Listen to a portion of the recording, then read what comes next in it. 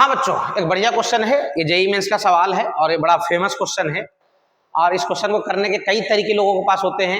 उन तरीकों में मैं आपको सबसे आसान तरीका बताने की कोशिश करता हूं। आप ध्यान देंगे। क्वेश्चन क्या है? A body projected vertically upward with a certain speed from the top of A tower. एक टावर है, समझ लो।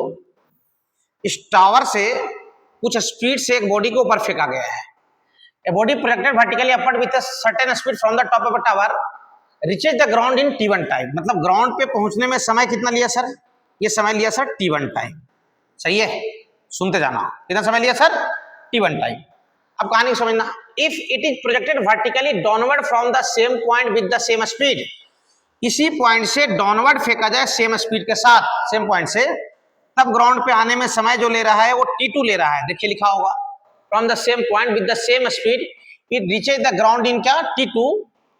अब आपसे पूछ रहा है time required to reach the ground if it is drop from the top of the tower. मतलब कहने का मतलब यह है कि इसी टावर से इसको गिरा दिया जाए, रिलीज कर दिया जाए, तो बताइए यहां तक आने में कितना समय लेगा, यानी टी। यही टी बताना है। पहले क्वेश्चन को समझो ढंग से। क्वेश्चन क्या बोला गया है कि अगर हम टावर से ऊपर की तरफ फेंक दें यू स्पीड से, तो ग्राउंड पे आने में समय कितना लग रहा है? t1। अगर नीचे की तरफ फेंक दे तब ग्राउंड तक आने में समय कितना ले रहा है? t2। अगर यहां से गिरा दे तो बताओ ग्राउंड तक आने में कितना समय लेगा? क्लियर हो? हाँ सर। अब कहानी को समझिए आप। ये आपका टावर है, ठीक? हाँ सर।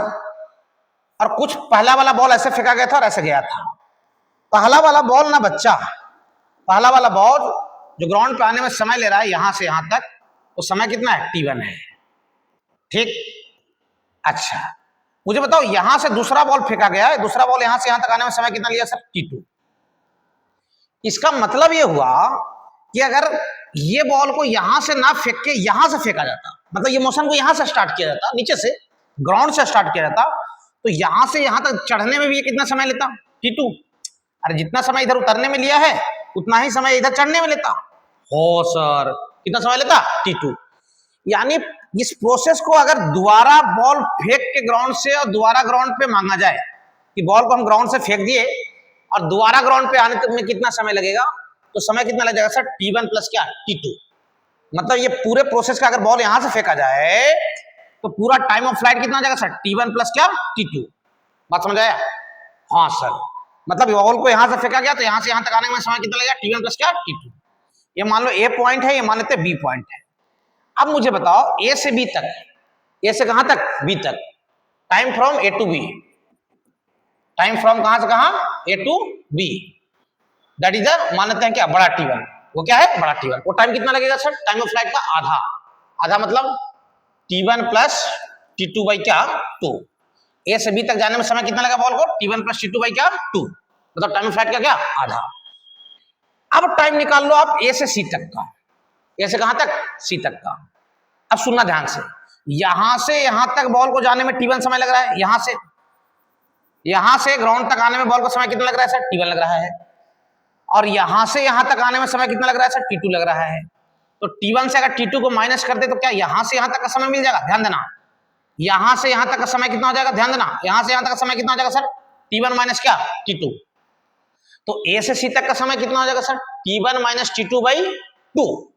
यानी कहने का मतलब ये हुआ कि sir time from A to C वो कितना हो जाएगा sir? t2, that is the t1 minus t2 by 2। अब कहानी को समझना पड़ेगा। क्या समझना पड़ेगा सर?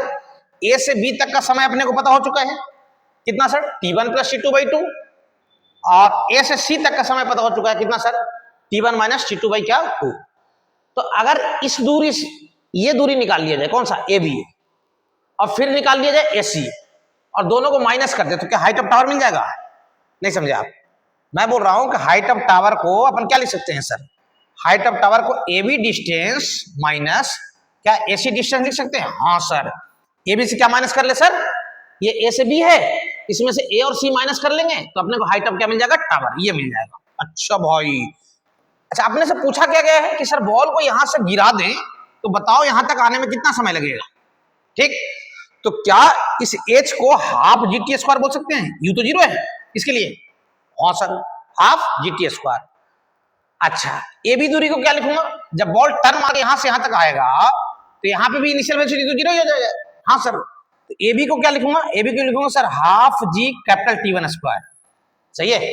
हाँ सर, और ए सी को क्या लिखूंगा सर हाफ जी, और ए से सी तक का समय को क्या बोल रहा हूँ कैपिटल T2, तो कैपिटल T2 स्क्वायर। हाफ जी को पहले उड़ा लीजिए, हाफ जी गायब हो गया। हाँ सर, तो टी स्क्वायर क्या हो जाएगा sir capital T1 square minus क्या T2 स्क्वायर। अच्छा भाई सुनना ध्यान से, तो टी स्क्वायर अपने को पता हो गया, टी स्क्वायर कितना हो गया sir capital T1 square minus क्या T2 स्क्वायर।